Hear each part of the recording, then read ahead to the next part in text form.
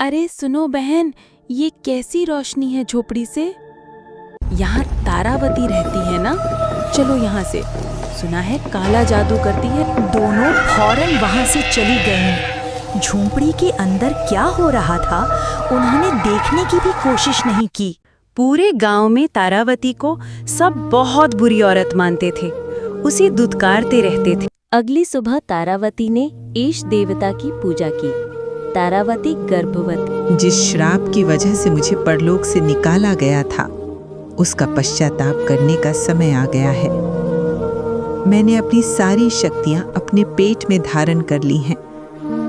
जैसे ही इस बच्ची का जन्म हो जाएगा, वो सर्वशक्तिशाली होगी।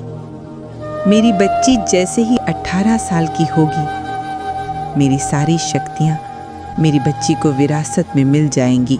ये तो कल तक पतली थी, लगता है रातों रात गर्भवती हो गई। ये कोई जादू है। चलो राजा को बताते हैं। वो दोनों औरतें डर के मारे फौरन राजा के दरबार में पहुंची। महाराज, हमने अपनी आंखों से देखा है, तारावती के कमरे से अजीब सी रोशनी निकल रही थी। हम बहुत डर गए थे महाराज। औरत होकर भी हम वहां दोबारा नहीं गईं, कहीं कुछ अनहोनी न हो जाए। सैनिकों, तुरंत जाओ और तारावती को इस दरबार में हाजिर करो। अब सच को छुपाया नहीं जा सकता। राजा के आदेश पर सैनिक तारावती को लेकर दरबार में पहुंचे।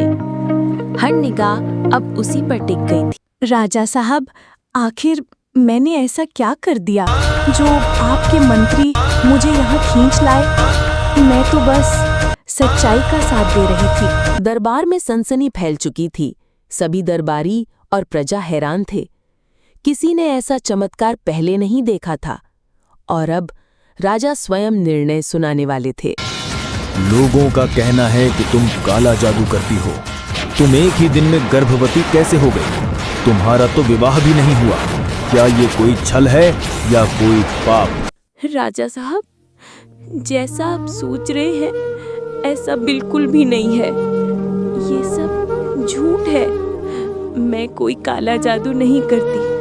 अगर हम आपको सच बताएंगे तो भी आप हमारी बात पर यकीन नहीं करेंगे। इतने में ही आंधी तूफान आ जाते हैं। लोग इधर उधर भागने लगते हैं। अब तो मुझे लोग और भी मनहूस मानेंगे।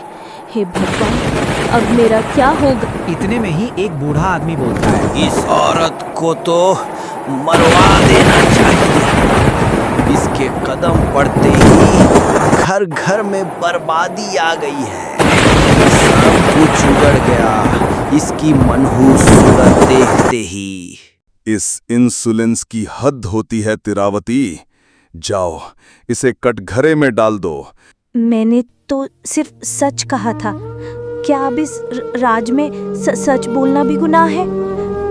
मेरी आत्मा निर्दोष है, लेकिन ये सलाखें मुझको एक अपराधी बना रही हैं। हे भगवान, तू ही इंसाफ कर प्लीज। अगर मेरी सच्चाई जाननी है तो 2 दिन बाद जरूर आना। और अगर दिल छू गई हूँ तो लाइक और सब्सक्राइब जरूर करना, क्योंकि मेरी कहानी अभी बाकी है।